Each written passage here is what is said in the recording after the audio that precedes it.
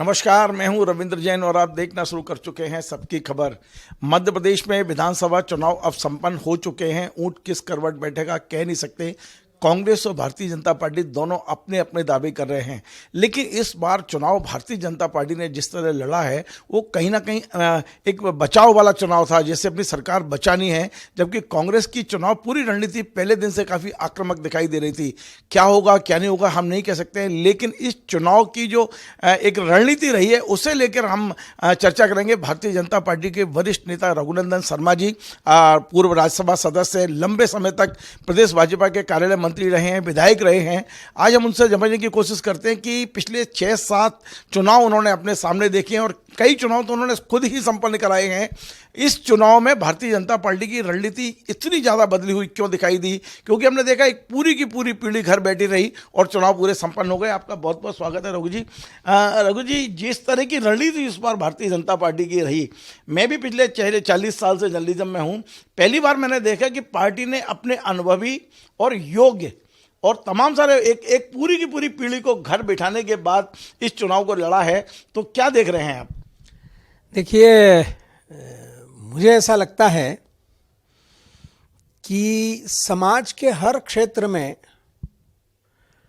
नई नई टेक्निक प्रारंभ हुई है और भारतीय जनता पार्टी भी हाईटेक हो गई है।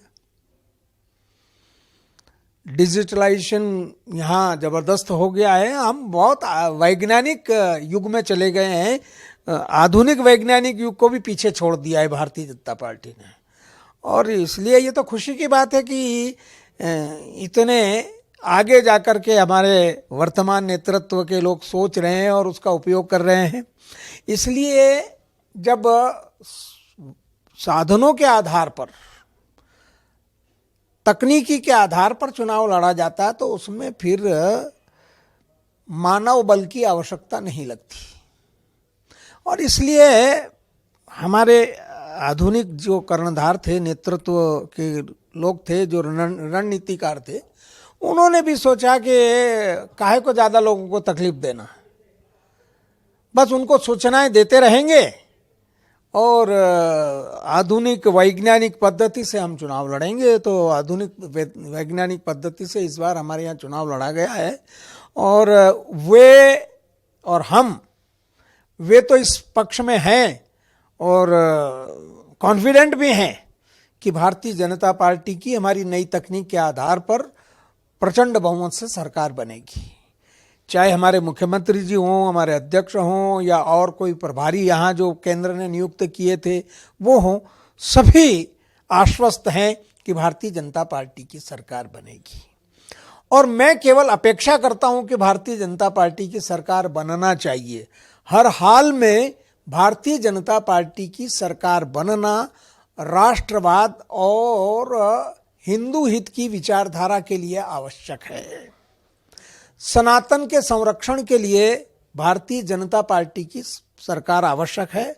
अन्यथा ऐसे जो लोग हैं, ऐसी जो विचारधारा है जो देश को प्राथमिकता पर नहीं रखती, वो हावी हो जाएगी। भारतीय जनता पार्टी में जो भी दोष आए भी होंगे तो भी आज उपलब्ध राजनीतिक संगठनों में सर्वश्रेष्ठ है, जो देश के बारे में सोचते हैं, जो समाज के बारे में सोचते हैं, जो संस्कृति के बारे में सोचते हैं। और संस्कृति, देश और समाज के बारे में सोचने वाली ये एकमात्र भारतीय जनता पार्टी है। और इसलिए हम चाहते हैं कि भारतीय जनता पार्टी की ही सरकार बने। हृदय से इच्छा है कि भाजपा को बहुमत मिले, सरकार बनाए। रघु जी, एक बड़ा प्रश्न यह है कि आप लंबे समय मध्य प्रदेश में कार्यालय मंत्री रहे हैं। इस कारण से पूरे मध्य प्रदेश नहीं बल्कि छत्तीसगढ़ तक आपका नेटवर्क बहुत अच्छा है। तो मैं इस नेटवर्क के आधार पर मैं जानना चाहता हूं कि आपके पास वास्तव में क्या रिपोर्ट है। परिणाम 3 तारीख को आएंगे, पर आपके पास जो फीडबैक है, मुझे याद आ रहा है कि 2018 में आपने मंदसौर में कुछ पत्रकारों से चर्चा में चुनाव परिणाम से पहले ही बता दिया था क्या होने वाला है। तो क्या इस बार भी आपका जो अनुमान है वो शेयर करना चाहे? ये आपकी इच्छा है, करें ना करें। ना भी करेंगे तो मैं कोई जिद नहीं करूंगा। देखिए, इस बार तो मैं इतना ही कह सकता हूं कि लड़ाई कांटे की है। भारतीय जनता पार्टी के अनुभवी पुराने कार्यकर्ता, मैदानी कार्यकर्ता, एक एक व्यक्ति को जानने वाले कार्यकर्ता पता नहीं क्यों चुपचाप घर बैठे रहे। उसका नुकसान होने की संभावना है।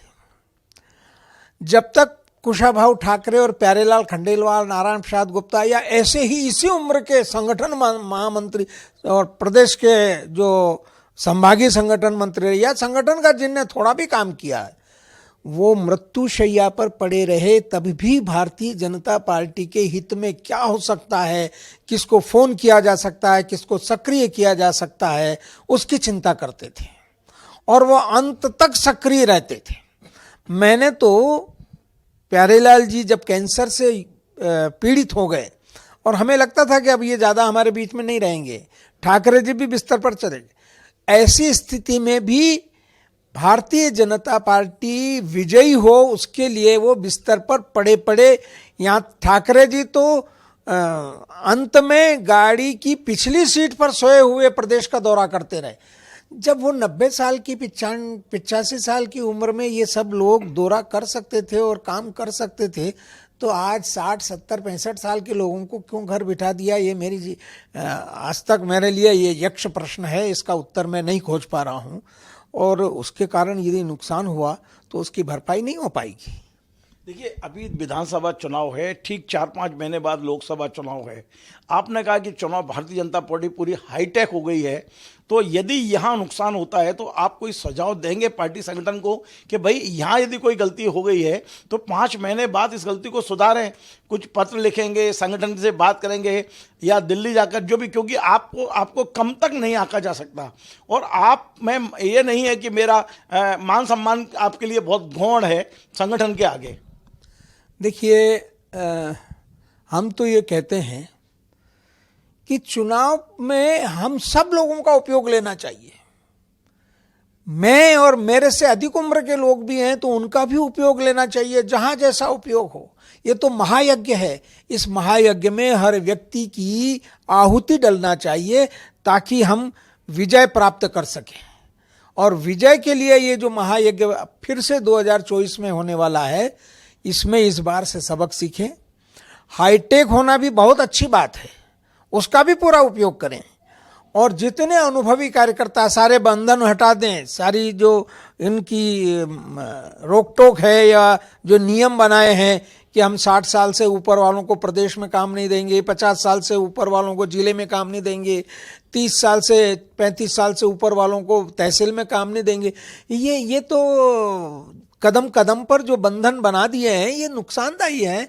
इन सब को तोड़ करके, और मुझे लगता है कि ये बात भारतीय जनता पार्टी को देर से समझ में आई, लेकिन समझ में आई। पहली और दूसरी सूची के बाद जो अंतिम सूची निकली है उसमें गौरीशंकर बिसेन जैसे लोगों को भी टिकट दिया है, माया सिंह जी को टिकट दिया है, जो ये जीवन में सोच करके चले थे कि अब हम कभी चुनाव नहीं लड़ेंगे, हमारे आने वाली पीढ़ी चुनाव लड़ेगी, उनको भी खोज खोज करके ला करके टिकट दिए हैं। काश टिकट देने में यदि ये सुध आ गई तो भारतीय जनता पार्टी का काम सौंपने के बारे में, उनको काम में लगाने के बारे में भी यदि यही सक्रियता और सूझबूझ होती तो शायद हम ज़्यादा लाभान्वित होते। देखिए, आपकी पार्टी में 2 हिस्से दिख रहे हैं, एक और सत्ता दिखती है, दूसरी ओर संगठन दिखाई देता है। सत्ता चलाने वालों के चेहरे भी आपके सामने हैं और संगठन चलाने वालों के चेहरे भी आपके सामने हैं। ये जो गलती हुई है अनुभवी नेताओं की उपेक्षा करना, उसके लिए आप किसे दोषी मानते हैं, जो सत्ता में बैठे हैं या जिनके हाथ में संगठन है?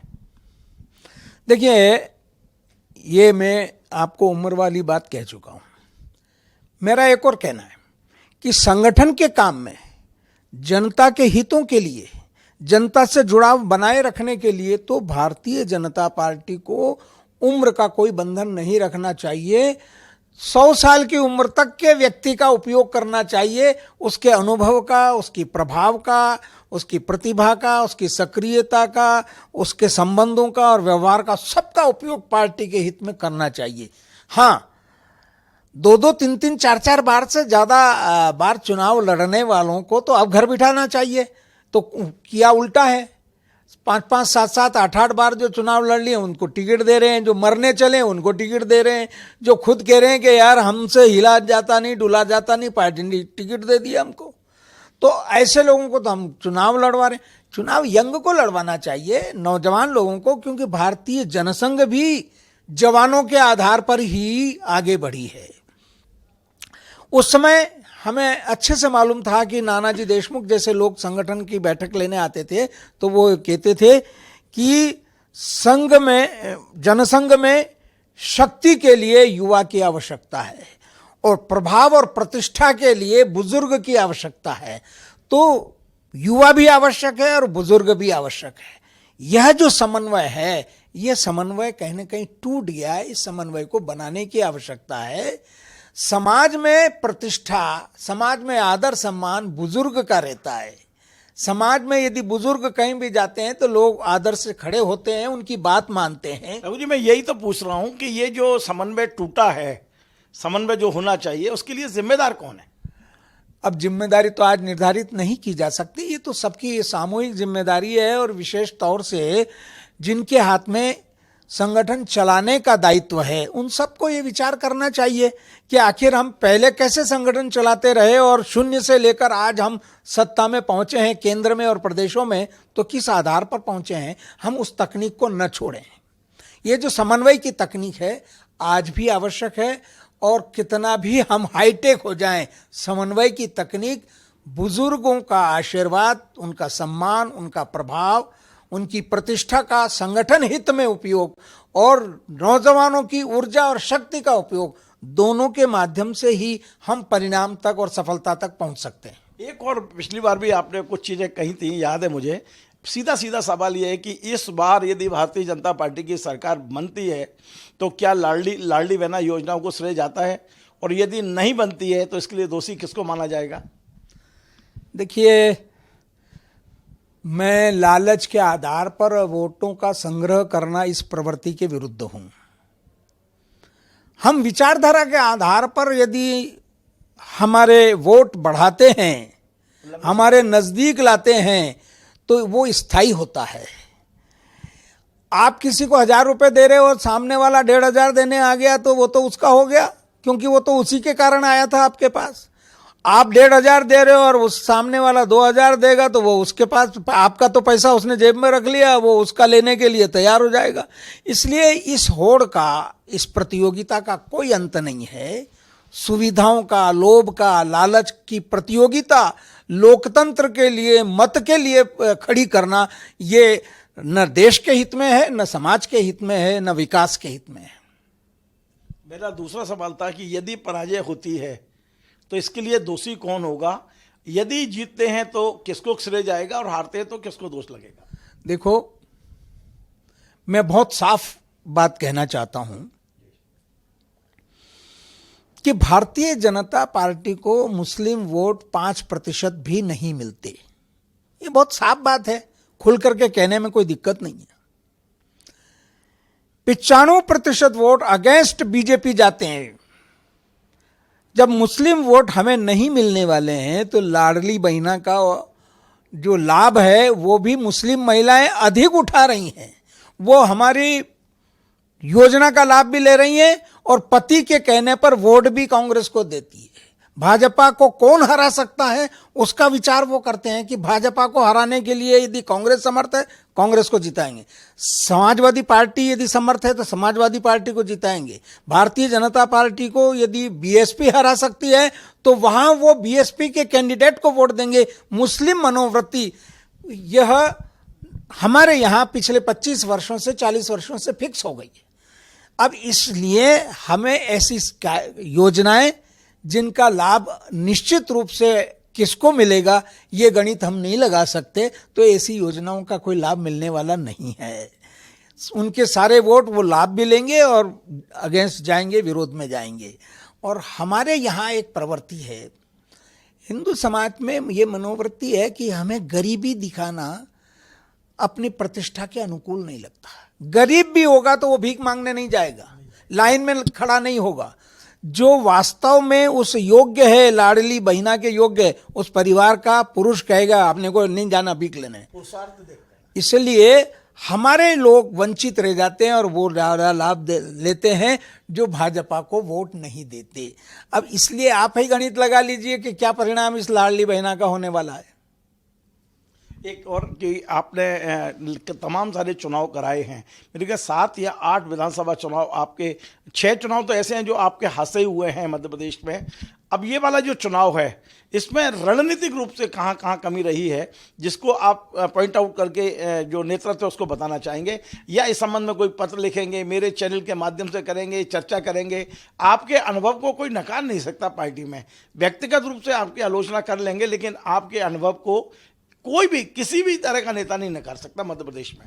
नहीं, देखिए, पार्टी में मेरे प्रति आज भी सब लोगों के हृदय में सद्भाव है, सम्मान भी है, सद्भाव भी है। मैं उसके लिए उनका ऋणी हूँ। और मैं एक बार जरूर कहना चाहता हूँ कि मेरे स्वभाव में ये है कि मुझे कहीं भी बुलाया जाए, चाहे मुझे पार्टी झाड़ू लगाने का काम दे दे कि आपको कार्यालय की सफाई करना है 4 कमरों की, तो मैं ये मान के चलूंगा कि पार्टी ने मुझे दायित्व दिया, काम दिया। लेकिन पार्टी मेरे जैसे लोगों को कुछ काम तो दे।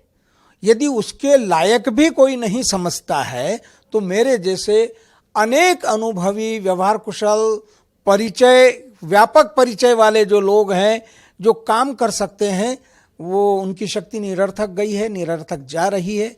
आगे यदि कोई पूछताछ करेगा अनुभव के आधार पर, यदि परिणामों के बारे में, पार्टी के भविष्य के बारे में बात करेगा तो हम जरूर सुझाव भी देंगे, सक्रिय भी होंगे। लेकिन बिना बुलाए तो भाई हम भगवान के यहाँ भी नहीं जाते। भगवान का भी बुलावा आता है तभी जाते हैं। भगवान श्रेष्ठ है, महान है, सर्वशक्तिमान है, लेकिन उसके दरवाजे भी बिना बुलाए नहीं जाते। तो यहाँ कैसे बिना बुलाए जाएंगे? राहुल जी, आखिरी सवाल, आप मानस भवन में कार्याध्यक्ष भी हैं। भगवान राम के प्रति जो आदर सम्मान सबका है, 22 जनवरी को अयोध्या में भगवान रामलला की प्राण प्रतिष्ठा होने जा रही है। ऐसा लगेगा जैसे पूरा देश दिवाली मनाएगा। लेकिन इसी बीच में एक नई चीज़ आ गई है और वो ये आई है कि अहमदाबाद में हम क्रिकेट मैच हारे, उसके बाद कुछ लोगों ने एक पनौती शब्द को गढ़ लिया और वो पनौती शब्द अहमदाबाद से निकल के अब अयोध्या तक पहुंच रहा है कि अयोध्या में पनौती को नहीं पहुंचना चाहिए। इस तरह की चीज़ों पर आपका मन क्या कहता है? किस तरह की राजनीति हम लोग कर रहे हैं? कहाँ हम लोग पहुंच गए हैं? किस तरह के राजनीतिक शब्द गढ़े जा रहे हैं? बस एक अंतिम सवाल आपसे लेना चाहता हूँ। रविंद्र जी, मुझे कभी कभी समाज के बुद्धिजीवियों पर तरस आती है। विज्ञान कहाँ पहुँच गया है? हाईटेक की हम बात करते हैं, उच्चतम तकनीक की हम बात करते हैं, और इस प्रकार की रूढ़िवादी परंपरा में विश्वास करते हैं। शकुन अपशकुन, मंगल अमंगल, ये कहीं कुछ नहीं होता, ये पुरुषार्थ पर आधारित है। भारतीय जनता पार्टी भी पुरुषार्थ के आधार पर यहाँ तक पहुंची है और भारत की क्रिकेट टीम भी अपने पुरुषार्थ पर ही सफलता प्राप्ति करती रही है। लेकिन खेल ऐसे होते हैं कि कभी कभी खेल उल्टा भी हो जाता है, उसमें कोई भविष्यवाणी नहीं की जा सकती। और इसलिए इस प्रकार की घिनौने और रूढ़िवादी और मैं सोचता हूँ कि अवैज्ञानिक बातें आज के युग में करना, ये तो मूर्खता का लक्षण है। मैं इसमें विश्वास नहीं करता। बहुत बहुत धन्यवाद। आप थे रघुनंदन जी शर्मा, जो भारतीय जनता पार्टी के पिछले 4 दशक से हम देख रहे हैं, बल्कि अब तो 5 दशक हो गए लगभग, भारतीय जनता पार्टी के प्रदेश कार्यालय मंत्री रहे, विधायक रहे, राज्यसभा सदस्य रहे, पार्टी के उपाध्यक्ष रहे, तो विभिन्न पदों पर रहे और मध्य प्रदेश में इस संगठन को अपने खून पसीने से सींचने वाले नेता हैं। लेकिन कुछ पीड़ा इनकी है, आप यदि पूरा इंटरव्यू सुनेंगे तो इन्होंने सारे स्वरों में और कुछ बातें साफ साफ पार्टी को भेजी हैं, मेरे चैनल के माध्यम से भेजा है, सीधा संदेश भेजा है कि यदि अनुभवी नेता 100 साल का भी हो जाए तो उसका उपयोग पार्टी को करना चाहिए। बेशक आप उसे चुनाव की राजनीति से बाहर कर दें, लेकिन संगठन में उसके अनुभव का उपयोग जरूर करना चाहिए। मतलब अब यह भी है कि अगले जो लोकसभा चुनाव है उसके लिए सीधा संदेश आज रघु जी ने संगठन को दिया है। अब संगठन कितना मानता है नहीं मानता ये संगठन के ऊपर है, लेकिन उनका आज भी रोम रोम ये कहता है कि मध्य प्रदेश में भारतीय जनता पार्टी की सरकार बनना चाहिए। आपको हमारा ये कार्यक्रम पसंद आए वैसे शेयर करें, लाइक करें, कमेंट करें और आपसे बार बार निवेदन है हमारे इस चैनल को सब्सक्राइब अवश्य करें। धन्यवाद।